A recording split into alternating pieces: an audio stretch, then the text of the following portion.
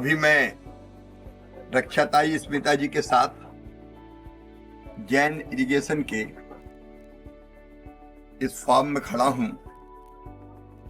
जलवायु परिवर्तन के खतरों से निपटने के लिए हार्टिकल्चर की फसल को भी, केले की फसल को भी कैसे बचाया जाए, इस पर यह प्रयोग हुआ है।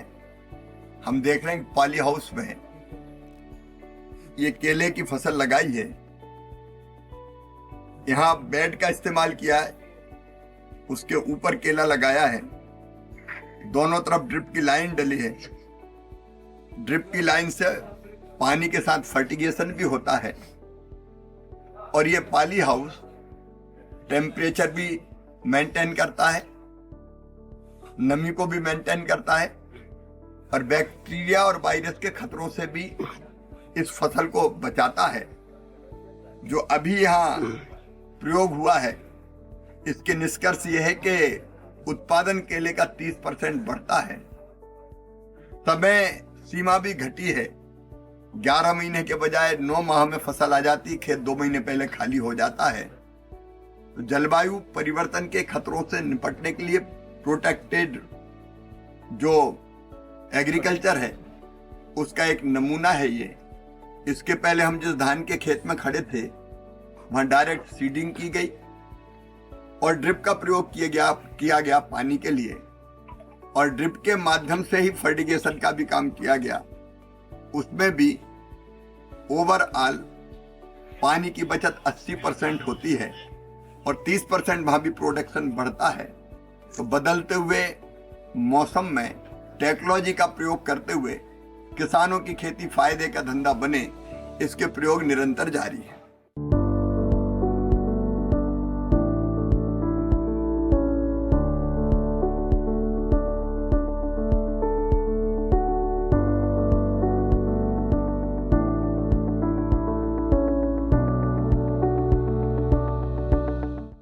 पारंपरिक खेती में जो काली मिर्च का उत्पादन है वो 500 से लेकर 700 किलो है, लेकिन यहाँ पोल के सहारे आधुनिक टेक्नोलॉजी का इस्तेमाल करते हुए इस पॉली हाउस में काली मिर्च की खेती जैन इरिगेशन में पर प्रयोग हो रहा है।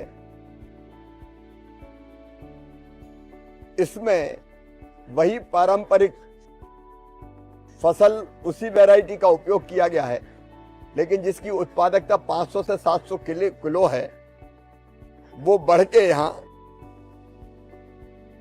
3 टन मतलब 30 क्विंटल तक हो गई है। और ये टिश्यू कल्चर वैरायटी है, खेल टिश्यू कल्चर का है। भारत वर्षों से मसालों का निर्यात दुनिया के कई देशों को करता रहा है, लेकिन आज उत्पादकता कम होने के कारण हमको इंपोर्ट करना पड़ता है। इससे उत्पादन बढ़ेगा, लाभ भी किसान का बढ़ेगा, निर्यात भी बढ़ेगा और हम इसमें आत्मनिर्भर भी हो पाएंगे।